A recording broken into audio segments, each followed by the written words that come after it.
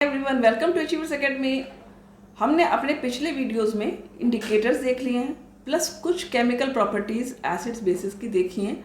जैसे हमने देखा था कि एसिड्स और बेसिस मेटल्स के साथ कैसे रिएक्ट करते हैं, प्लस हमने देखा था एसिड्स मेटल कार्बोनेट और मेटल बाइकार्बोनेट के साथ कैसे रिएक्शन करते हैं। तो आज के इस वीडियो में हम कुछ और केमिकल प्रॉपर्टीज देखने वाले हैं। तो बिना देर किए शुरू करते हैं वीडियो। Let's start. कुछ और केमिकल प्रॉपर्टीज़ के साथ एसिड और बेसिस की। पहले हम देखेंगे कि एसिड और बेसिस आपस में कैसे रिएक्शन करते हैं। तो जब एसिड और बेसिस आपस में रिएक्शन करेंगे तो क्या होगा कि ना तो एसिडिक करेक्टर उनका रहेगा ना बेसिक, वो दोनों मिलकर के एक दूसरे को क्या करेंगे, न्यूट्रल कर देंगे। क्या करेंगे? न्यूट्रल कर देंगे एक दूसरे को। ठीक है, तो एक दूसरे का जो एसिडिक और बेसिक करेक्टर है उसको न्यूलिफाई कर देंगे।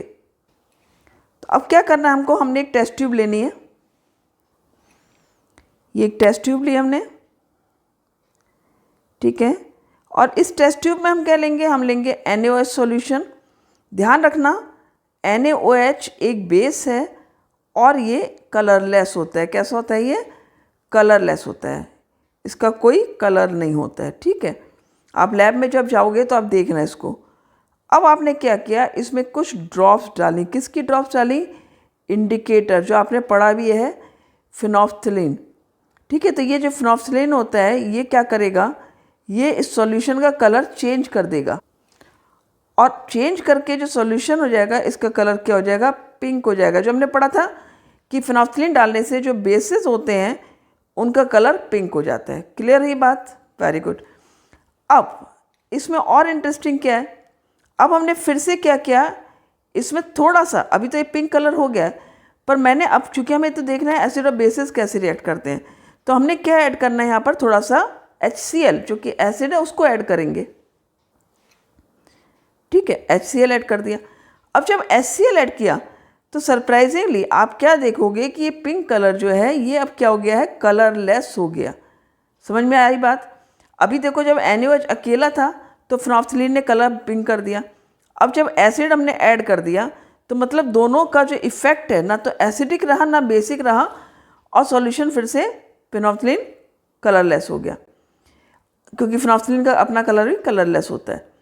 अब क्या होगा, अब फिर से थोड़ा सा NaOH ऐड कर दिया, अगेन NaOH ऐड किया। अब आप देखोगे फिर से कलर पिंक होगा। ठीक है, फिर से कलर क्यों पिंक हो गया, ये पिंक कलर फिर से आ जाएगा। क्यों? क्योंकि हमने जब NaOH ऐड किया तो अब इसमें बेस ज़्यादा हो गया, एसिड कम रह गया, यानी ओवरऑल सॉल्यूशन बेसिक हो गया। ठीक है ना, तो ये जो पिंक कलर है ये क्या होगा, ये रीअपियर हो जाएगा। रीअपियर कब हो गया? After addition of more NaOH। जब हमने और NaOH ऐड किया तो ये फिर से पिंक कलर आ जाता है। समझ में आई? कलरलेस देखो कब हुआ था सॉल्यूशन, कलरलेस हुआ था आफ्टर एडिशन ऑफ HCl। ठीक है ना, आपने जब यहाँ पर HCl ऐड किया था NaOH में तो आपका कलर पिंक से कलरलेस हो गया था। और अब जब आपने इसमें फिर से क्या ऐड कर दिया, आफ्टर एडिंग मोर NaOH, आपने और NaOH ऐड किया, तब क्या होगा, पिंक कलर रीअपियर हो जाएगा। तो ध्यान से समझ लो इसको। इससे क्या पता लगता है कि जब हमने ये दोनों ऐड किए थे तो जो इनका इफेक्ट था वो न्यूट्रलाइज हो गया था, ना एसिडिक करेक्टर रहा ना ही बेसिक करेक्टर रहा। अब हम रिएक्शन देखेंगे। हमने लिखा एसिड, ठीक है ना, एसिड एंड प्लस बेस। जब भी एसिड और बेस की रिएक्शन होगी आपका बनेगा सॉल्ट, बनेगा आपका प्लस वाटर बनेगा। तो ये हमेशा वर्ड इक्वेशन याद रखना है, जिससे आपको पहचानने में रिएक्शन देर नहीं लगेगी। अब मैंने क्या किया, यहाँ पर डाइल्यूट HCl रहा। जब भी हम रिएक्शन करेंगे हम डाइल्यूट ही ले रहे हैं। डाइल्यूट HCl लिया प्लस NaOH। अब जो हमारा सॉल्ट बनेगा, देखो ये H क्या है, H प्लस आइंस है, Cl माइनस आइंस है। ठीक है, Na भी प्लस आइंस है और OH माइनस आयन है। तो हमेशा ध्यान रखना Na और Cl मिलकर के सॉल्ट बनाएंगे NaCl, और ये H प्लस और OH आइंस मिलकर के क्या बनाएंगे, आपका वाटर बन जाएगा। अब चलो दूसरा एसिड लेते हैं, ले लेते हैं हम डाइल्यूट H2SO4। ठीक है, हमने बेस सेम ले रखा है, दैट इज NaOH। अभी भी रिएक्शन क्या होगी देखो, अब ये कैसे बनेगा, Na और SO4 मिल जाएंगे, सॉल्ट क्या बना आपका Na2SO4। ठीक है, Na प्लस SO4 माइनस है और प्लस वाटर बनना है, हमें पता है कि वाटर बनना ही बनना है। अब यहाँ पर देखो रिएक्शन को बैलेंस कर लेते हैं, यहाँ Na2 है तो यदि मैं यहाँ पे 2 लिख दूंगी तो क्या होगा, Na2 बैलेंस हो गया मेरा, साथ में O भी 2 हो गया है, तो मैंने यहाँ भी 2 लिख दिया, अब O मेरा बैलेंस हो गया। H भी मेरा 2 and 2 4 है, 2 and 2 4 हो गया, करेक्ट। SO4 तो रिएक्शन हमारी ओवरऑल बैलेंस हो गई। हम क्या करेंगे, हमने एसिड सेम रखा है, डाइल्यूट HCl है, बेस हमने चेंज कर दिया, हमने ले लिया CaOH whole twice, means calcium hydroxide base है हमारा यहाँ पर, तो हमारा क्या सॉल्ट बनेगा, कैल्शियम क्लोराइड। ध्यान रखना ये और ये मिलकर के बना लिया आपका, कैल्शियम प्लस है Cl माइनस है, कैल्शियम क्लोराइड बन गया, प्लस वाटर बन गया आपका। ठीक हो गया, बैलेंस कर लो रिएक्शन को। यहाँ पर आपका क्या है, ये है आपका H2 और 1 3 है, यहाँ H2 है, तो मैंने यदि यहाँ पर, और हमारा Cl यहाँ पर 1 है, यहाँ पर Cl2 है, तो मैं यहाँ पर यदि 2 लिखूँगी तो मेरा Cl बैलेंस हो गया, साथ ही H कितना हो गया, 2 and 2 4 हो गया, मैंने यहाँ 2 लिख दिया, क्लियर हो गया, H4 हो गया, फिर O2 है और O2 हो गया, करेक्ट, Ca1 तो रिएक्शन हमारी बैलेंस हो गई। तो हमने क्या समझा कि जब भी एसिड और बेस रिएक्शन करेंगे तो सॉल्ट और वाटर बनेगा, और रिएक्शन क्या कहलाती हैं, ये रिएक्शन कहलाती हैं आपकी न्यूट्रलाइजेशन रिएक्शन। इसको हम क्या बोलेंगे, न्यूट्रलाइजेशन रिएक्शन। और इस रिएक्शन में जो वाटर बनता है वो कैसे बनता है, एक बार ये भी देख लो, HCl है, HCl ने क्या किया, जब डिसोशिएट होगा तो H प्लस एक्वा सॉल्यूशन में डिसोशिएट होता है, H प्लस और Cl माइनस आइंस बने। ठीक है, और उसी तरह से जब NaOH डिसोशिएट होगा एक्वा सॉल्यूशन में तो Na प्लस और OH माइनस आइंस बनेंगे, और ये जो H प्लस और OH माइनस आइंस हैं ये मिलकर क्या बनाएंगे, आपका वाटर बनाएंगे। आई बात समझ में, HCl में से H आयन और NaOH से OH आयन जब मिलते हैं तो आपस में क्या बनता है, वाटर बनता है। तो अब हम देख लेते हैं रिएक्शन की डेफिनीशन, न्यूट्रलाइजेशन रिएक्शन जो है इसकी हम क्या करेंगे, हम डेफिनीशन लिखेंगे। तो डेफिनीशन क्या लिखेंगे आप, neutralisation reaction is a chemical reaction. ठीक है, न्यूट्रलाइजेशन रिएक्शन एक केमिकल रिएक्शन है in which acid and base react to form salt and water। क्या क्या बनेगा, salt and water। तो ध्यान देने वाली बात है, इसको बिल्कुल लर्न कर लो, बहुत इंपॉर्टेंट रिएक्शन है ये। ठीक है, एक बार समझ लो इसको अच्छे से कि एसिड और बेस जब भी रिएक्शन करेंगे सॉल्ट एंड वाटर बनेगा। क्लियर, एसिड में H आयंस होंगे और बेस में आपके OH आयंस होंगे। इसको अभी हम आगे डिटेल में भी देखेंगे। तो चलो आगे देखते हैं हम नेक्स्ट एक्टिविटी। तो नेक्स्ट रिएक्शन हमारी है reaction of metallic oxide with acid. ठीक है, यहाँ पर हमने कौन सा मेटेलिक ऑक्साइड लिया है, हमने लिया है कॉपर 2 ऑक्साइड, जिसका फॉर्मूला क्या हुआ आपका CuO। एसिड मैंने कौन सा लिया, डाइल्यूट HCl ले लिया। ठीक है, सिंपल। अब आपने क्या करना है, आपने लिया एक बीकर, राइट, और उस बीकर में आपने क्या डाला, थोड़ा सा HCl डाला है। ठीक है, HCl है, और प्लस आपने क्या डाला है, कॉपर ऑक्साइड। या कॉपर ऑक्साइड यहाँ पर क्या है, ब्लैक कलर का है। तो जब आपने ये कॉपर ऑक्साइड यहाँ पर डाला है तो ये कॉपर ऑक्साइड ब्लैक कलर का है, और जैसे ही आपने ये HCl डालते हो, डाइल्यूट HCl डालते हो, तो इसका कलर क्या चेंज हो जाता है, ब्लू ग्रीन। ठीक है ना, ब्लूइश ग्रीन कलर में चेंज हो जाता है। मीन्स यहाँ पे जो रिएक्शन हुई उसमें कलर में जो आपने चेंज ऑब्जर्व किया वो क्या है, ब्लैक टू ब्लूइश ग्रीन। ठीक, अब हम देखते हैं क्या रिएक्शन हुई थी। तो मेटेलिक ऑक्साइड मैंने क्या लिया, ये कॉपर ऑक्साइड, तो हमने लिखा CuO। अब ये ऑब्वियस सी बात है, सॉलिड है। फिर हमने लिया डाइल्यूट HCl जो कि एक्वस है। अब रिएक्शन जब हुई हमारी तो क्या बना, कॉपर 2 क्लोराइड बना, क्योंकि कॉपर की वैलेंसी 2 है, क्लोराइन की 1 होती है। तो ये क्या बना आपका, कॉपर 2 क्लोराइड, ठीक है। और प्लस क्या बन गया आपका यहाँ पर, वाटर बन गया। यहाँ पर आपने इसको बैलेंस कर दिया रिएक्शन को। तो यहाँ पर जो कलर चेंज हमने ऑब्जर्व किया वो क्या किया, ये हमारा था ब्लैक कलर का, ठीक है। और ये ब्लैक कलर का था, और जैसे हमने इसको रिएक्शन हुई हमारी, तो ये क्या हुआ, ये ब्लूइश ग्रीन कलर में चेंज हो गया। ये ध्यान रखना है आपको, जो आपके, ठीक है, ब्लूइश ग्रीन कलर में। तो ये जो आपके कलर चेंज होते हैं ये आपको ध्यान रखना है कि कलर कौन सा चेंज हो रहा है। कई बार ये कलर पूछे जाते हैं आपसे एमसीक्यू में, तो इसको बहुत ध्यान से देखना है। तो हमने क्या देखा कि हमने कॉपर ऑक्साइड लिया और हमने एक एसिड लिया। अब कॉपर ऑक्साइड एक मेटेलिक ऑक्साइड है, ये क्या है हमारा, ये है हमारा मेटेलिक ऑक्साइड।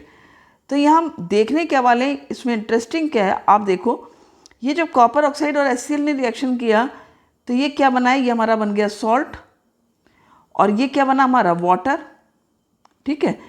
तो मेटेलिक ऑक्साइड और एसिड ने जब रिएक्शन किया, यहाँ पर लिख लो आप, मेटेलिक ऑक्साइड प्लस एसिड, तो ये दोनों जब रिएक्शन करते हैं तो क्या बनता है आपका, सॉल्ट एंड वाटर। ये हमने वर्ड इक्वेशन लिख ली। तो ये किससे मैच कर रही है रिएक्शन, मुझे कमेंट बॉक्स में करके बताओ फटाफट। देखो ये क्या है, ये हमारा एसिड है और ये सॉल्ट एंड वाटर प्रोडक्ट है। ये हमने किस में देखा, अभी पिछली रिएक्शन में देखा, न्यूट्रलाइजेशन रिएक्शन में। ध्यान आया, यस। तो इसका मतलब ये क्या है, ये बेसिक इन नेचर होते हैं। इसका मतलब क्या निष्कर्ष निकला इसका, कि ये बेसिक इन नेचर होते हैं। जो मेटेलिक ऑक्साइड होते हैं वो क्या आपके बेसिक इन नेचर। तो ये ध्यान रखना है कि metallic oxide basic in nature है, तो यहाँ पर ये बेस की तरह से काम कर रहा है। और ये एसिड हो गया, तो बेस और एसिड मिलके क्या बनाते हैं आपके, सॉल्ट एंड वाटर। समझ में आ गया, क्लियर हुआ ना ये reaction, reaction of metallic oxide with acid. तो आप ध्यान रखोगे, कोई भी मेटेलिक ऑक्साइड लोगे आपने, रादर देन कॉपर ऑक्साइड के आप कैल्शियम ऑक्साइड ले सकते हो, आप सोडियम ऑक्साइड ले सकते हो, लेकिन बनेगा क्या आपका, सॉल्ट एंड वाटर। क्लियर हुआ। नेक्स्ट प्रॉपर्टी देखते हैं बेसिस की, कि बेसिस किस तरह से रिएक्शन करते हैं with the non metallic oxide. तो हम देखेंगे reaction of a base with the non metallic oxide. अब नॉन मेटेलिक ऑक्साइड आपको लेना है तो आप ले सकते हो जैसे कार्बन का ऑक्साइड, क्योंकि नॉन मेटल का ऑक्साइड हुआ मतलब, ठीक है। तो मैंने यहाँ पर ले लिया carbon dioxide. Suppose non metallic oxide कौन सा लिया हमने, कार्बन डाइऑक्साइड। और बेस हमने ले लिया NaOH। अब इसकी रिएक्शन देखते हैं, तो ये CO2 लिखा मैंने, प्लस क्या लिखा, NaOH लिखा। अब रिएक्शन क्या होती है यहाँ पर, देखो यहाँ पर रिएक्शन क्या होगी, सॉल्ट बनना है। सॉल्ट क्या बना है यहाँ पर, Na2CO3, राइट, और बन गया यहाँ पर वाटर। तो यहाँ पर पहले तो रिएक्शन बैलेंस कर लेते हैं। Na2 है यहाँ पर, तो मैंने यहाँ पर 2 लिख दिया, तो Na बैलेंस हो गया, okay. Carbon single O2 and 1 यहाँ से हो गया, 3 हो गया। H यहाँ पर 2 है, H2 यहाँ पर है, O एक फोर्थ O यहाँ पर आ गया, ठीक है। तो O4 हो गया, 3 एंड 1 4, और 2 एंड 2 4O। तो रिएक्शन बैलेंस है। तो जब नॉन मेटेलिक ऑक्साइड के साथ बेस की रिएक्शन हुई तो भी क्या बन रहा है, देखो यहाँ पर हमने यहाँ पर क्या है, कार्बन डाइऑक्साइड क्या आपका नॉन मेटेलिक ऑक्साइड है, ठीक है। ये क्या आपका non metallic oxide, carbon dioxide, plus ये क्या है, एक बेस है आपका। और रिएक्शन के बाद में क्या बना यहाँ पर, सॉल्ट बना, और प्लस क्या बना, वाटर बना। तो यानी कि ये रिएक्शन भी कुछ हमको न्यूट्रलाइजेशन रिएक्शन की तरह दिख रही है।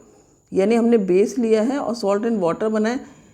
इसका क्या मतलब हुआ कि ये जो कार्बन डाइऑक्साइड है ये किस तरह से बिहेव कर रहा है, लाइक एसिडिक इन नेचर। तो क्या पता लगा कि जो नॉन मेटेलिक ऑक्साइड हैं, इसको यहाँ पर ऐसे कर लेते हैं, नॉन मेटेलिक ऑक्साइड हैं वो क्या होते हैं, एसिडिक इन नेचर। इसलिए यहाँ पर जो कार्बन डाइऑक्साइड है ये कैसे बिहेव कर रहा है, like acids, it behaves like acid, ठीक है। तभी तो रिएक्शन होगी, acid plus base, salt and water. तो जो नॉन मेटेलिक ऑक्साइड हैं वो एसिडिक इन नेचर होते हैं। ये आप अभी मेटल नॉन मेटल चैप्टर पढ़ोगे तो अभी उसमें पढ़ोगे कि मेटेलिक ऑक्साइड बेसिक होते हैं नेचर में, और नॉन मेटेलिक ऑक्साइड आपके एसिडिक इन नेचर होते हैं। अब ये एक एक्टिविटी है, बहुत ही इंटरेस्टिंग एक्टिविटी है। What is common in all acids and all basis. अब ये देखो यहाँ पर क्या है, एक सेटअप है। पहले तो इस सेटअप को ध्यान से देखो।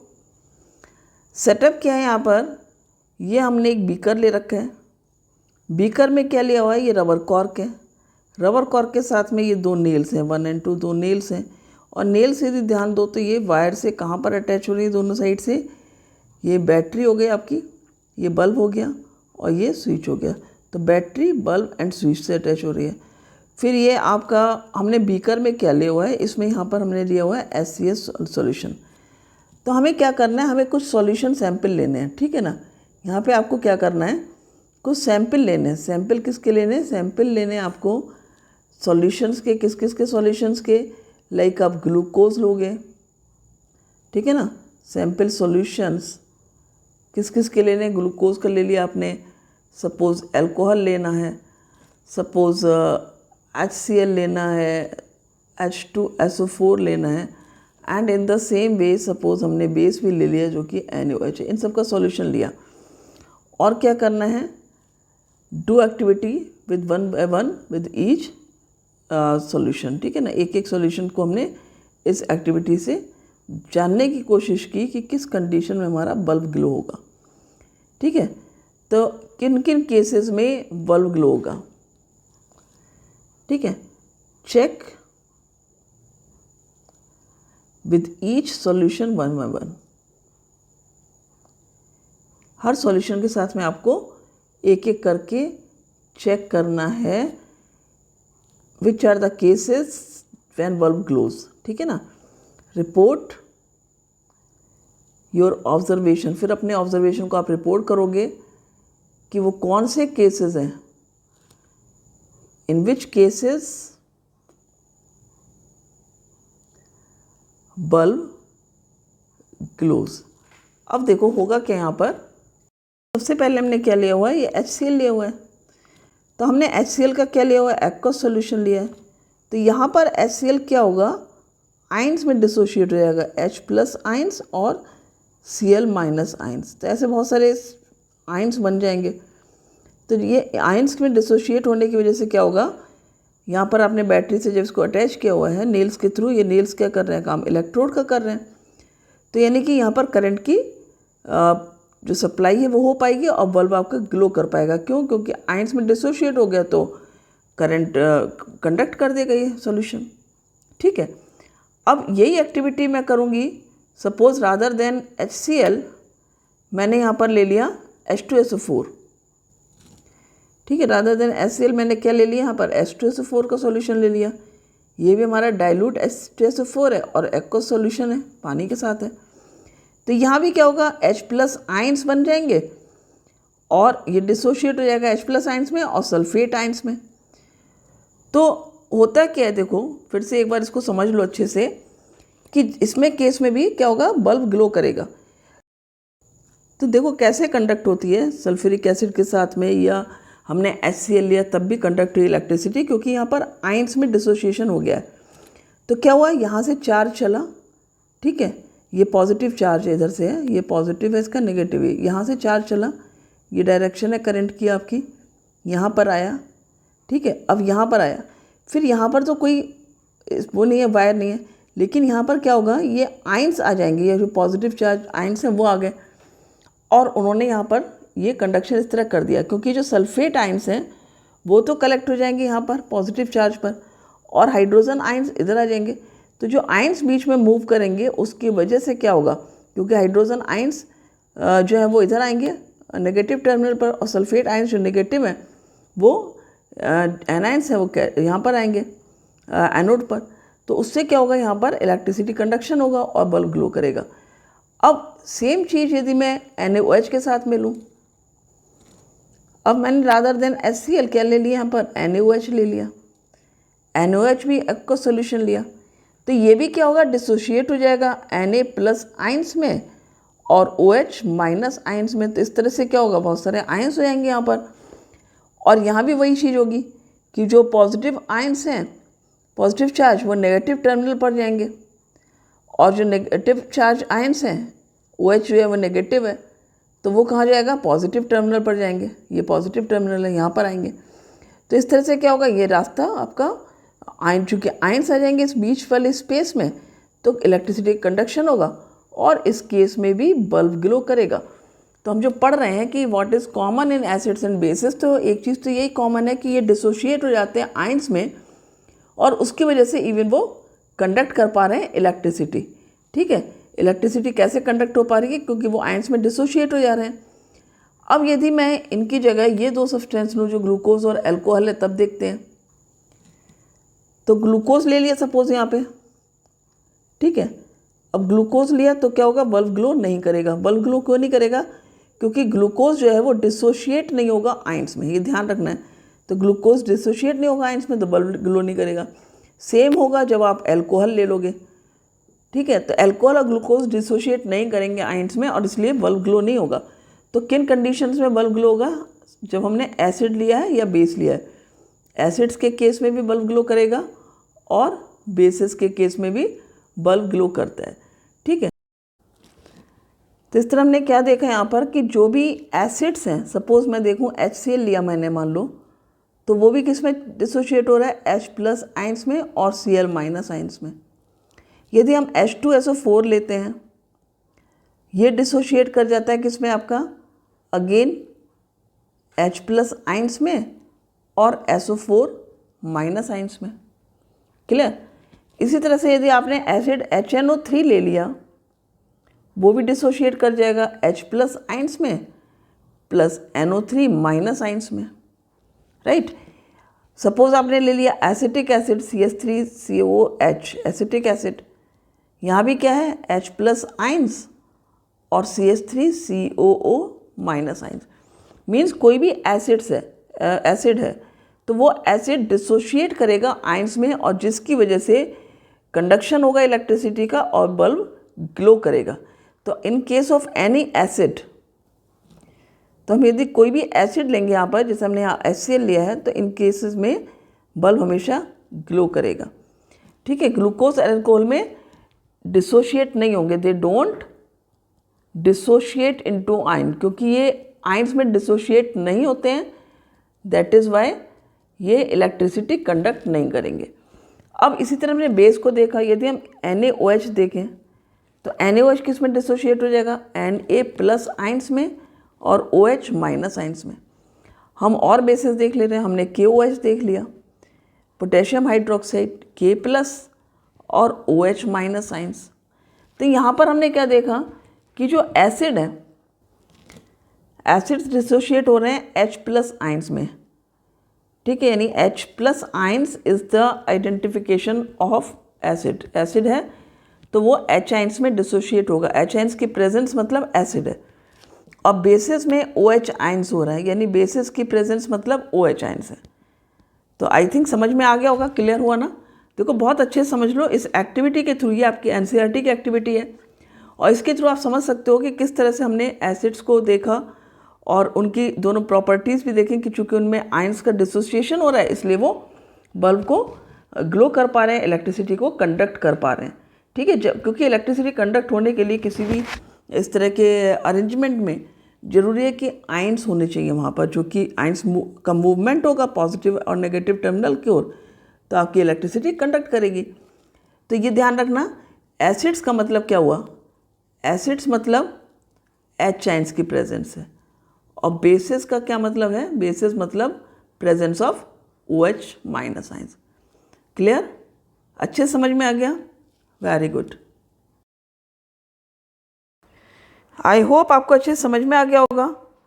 तो प्रैक्टिस अच्छे से करना सारी रिएक्शंस की, एटलीस्ट 3 टाइम्स, जैसा मैंने पिछले वीडियो में बोला था, 3 टाइम्स हर रिएक्शन की प्रैक्टिस करोगे तो आपको बहुत अच्छे से रिएक्शंस समझ में आएंगी, लर्न हो जाएंगी। तो मिलते हैं नेक्स्ट वीडियो में। Thank you for watching the video.